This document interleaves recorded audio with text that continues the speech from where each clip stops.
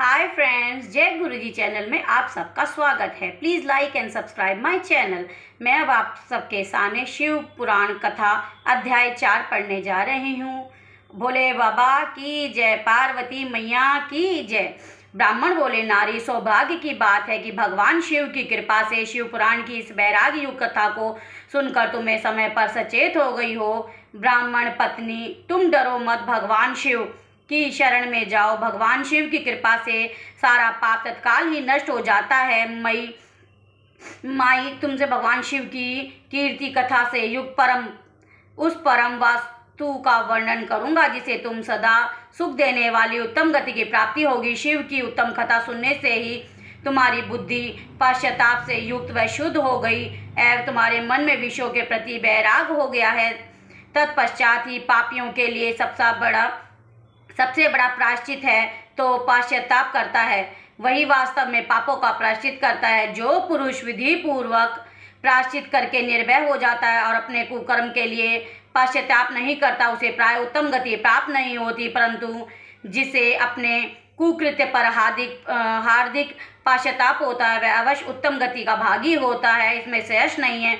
इस शिव पुराण की कथा सुनने से जैसे चित्त की शुद्धि होती है वैसे ही दूसरे उपायों से नहीं होती। जिस प्रकार दर्पण साफ करने पर निर्मल हो जाता है, उसी प्रकार शिव पुराण की कथा से चित्त अत्यंत निर्मल हो जाता है। इसमें श्रेयस नहीं है। मनुष्य को शुद्ध चित्त में जगदम्बा पार्वती सिद्ध भगवान शिव विराजमान रहते हैं। इससे वह विशुद्ध आत्मा पुरुष भी सांब सदाशिव के पद को प्राप्त होता है। इस उत्तम कथा का श्रवण मनुष्य के लिए कल्याणकारी बीज है।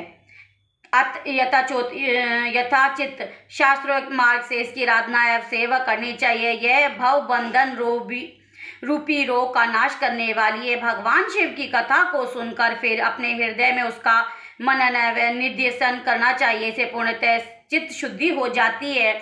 चित्त शुद्धि होने से महेश्वर की भक्ति अपने दोनों पुत्रों ज्ञान और वैराग्य के साथ निश्चय ही प्रकट होती है। तत्पश्चात महेश्वर के अनुग्रह से दिव्य मुक्ति प्राप्त होती है।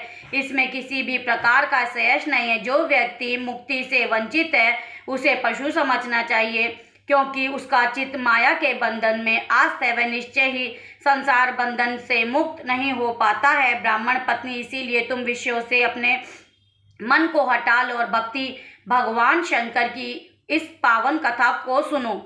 परमात्मा शंकर की इस कथा को सुनने से तुम्हारे चित्त की शुद्धि होगी और इससे तुम्हें मोक्ष की प्राप्ति हो जाएगी। जो निर्मल चित्त से भगवान शिव के चरण विंदों की चिंता करता है उसकी एक ही जन्म में मुक्ति हो जाती है।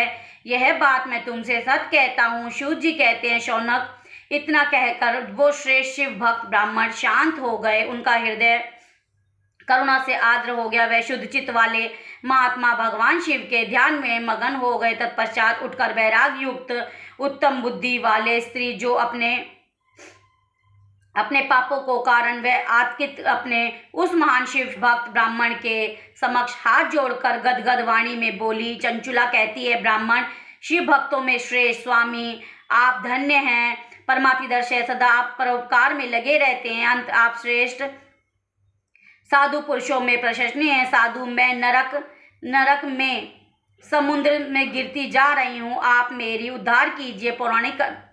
पौराणिक अर्थ तत्व से संपन्न जिस सुंदर शिव पुराण की कथा को सुनकर मेरे मन में संपूर्ण विषयों से वैराग उत्पन्न हो गया है, उस शिव पुराण के सुनने के लिए मेरे मन में बड़ी श्रद्धा उमड़ पड़ रही है। सूत जी कहते हैं, ऐसा कहकर चंचुला हाथ जोड़कर उनका अनुग्रह पाकर शिव पुराण की कथा को सुनने की इच्छा मन में लिए उन ब्राह्मण देवता की देवता में तत्पर हो वहां पर रहने लगी। तत्पश्चात शिव भक्तों में श्रेष्ठ एवं शुद्ध बुद्धि वाले ब्राह्मण देवता ने उस स्थान पर स्त्री को शिव पुराण की उत्तम कथा सुनाई। इस भांति कोकण नामक स्थान से उनकी श्रेष्ठ ब्राह्मण में चंचुला ने शिव पुराण की परम कथा सुनी, जो भक्ति ज्ञान वैराग्य को बढ़ाने वाली तथा मुक्ति प्रदान करने वाली है।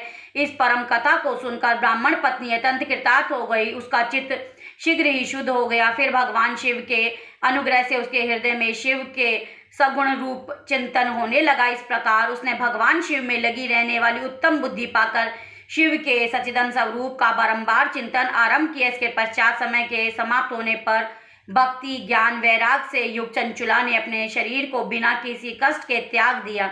इतने में ही त्रिपुरा शत्रु भगवान शिव का भेजा हुआ एक दिव्य विमान द्रुत गति से वहां पहुंचा, जो उनके अपने गणों से संयुक्त व भांति भांति के शोभा साधनों से संपन्न था।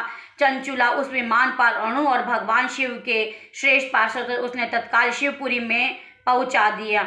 उसके सारे माल धुल गए थे और वह दिव्य रूपी दिव्यांगना हो गई। वह दिव्य रूपिणी दिव्यांगना हो गई। इसके दिव्य अवयव उसकी शोभा बढ़ाते। मस्तिष्क का अर्धचंद्राकार का मुकुट धारण किए वह गौरांगी देवी शोभाशाली दिव्य आभूषणों से विभूषित थी। शिवपुरी में पहुंचकर उसने सनातन देवता त्रिनेत्रधारी महादेव का साक्षात दर्शन किया।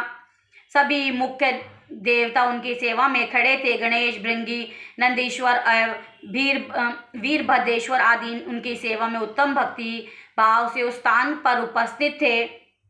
उनकी अंग कांति करोड़ों सूर्यों की भांति प्रकाशित हो रही है। कंठ में निर्मल चिन्ह शोभा पाता है। 5 मुख और प्रत्येक मुख में 3-3 नेत्र थे। अर्धचंद्राकार मुकुट मस्तिष्क की शोभा बढ़ाता था। उन्होंने अपने वामांग भाग में गौरी देवी को बिठा कर रखा था, जो विद्युत पुंज में भांति प्रकाशित थी। गौरीपति महादेव जी की कांति कपूर के समान गौर थी। उनका सारा शरीर श्वेत भस्म से भासित था। शरीर पर श्वेत वस्त्र शोभा पा रहे थे। इस प्रकार परम उज्ज्वल भगवान शंकर का दर्शन कर वह ब्राह्मण पति चंचुला बहुत प्रसन्न हुई। अत्यंत प्रीति युक्त होकर अपने भगवान शिव को बारंबार प्रणाम किया। फिर हाथ जोड़कर वह बड़े प्रेम आनंद और संतोष से युक्त विनती भाव से खड़ी हो गई। उनके नेत्रों में अनंत शत्रुओं से अविरल धारा का प्रवाह होने लगा। उस समय भगवती पार्वती और भगवान शंकर ने उसी बड़ी करुणा के साथ अपने पास बुलाया और सौम्य दृष्टि से और देखने लगे। पार्वती जी ने जो दिव्य रूप धारणी बिंदुग्र प्रिया चंचुला को प्रेम पूर्वक अपनी सखी बना लिया। वह परमानंद घन ज्योति स्वरूप सनातन धर्म में अविचल निवास पाकर दिव्य सौख्य से संपन्न हो अक्षय सुख का अनुभव करने लगी। बोलो शिव पार्वती मैया की जय। बोले भंडारी की जय। कैलाशपति की जय। शिव भोले भंडारी की जय। ओम नमः शिवाय। शिव जी सदा। ओम नमः शिवाय। ओम नमः शिवाय। ओम नमः शिवाय। ओम नमः शिवाय। ओम नमः शिवाय। ओम नमः शिवाय। ओम नमः शिवाय। ओम नमः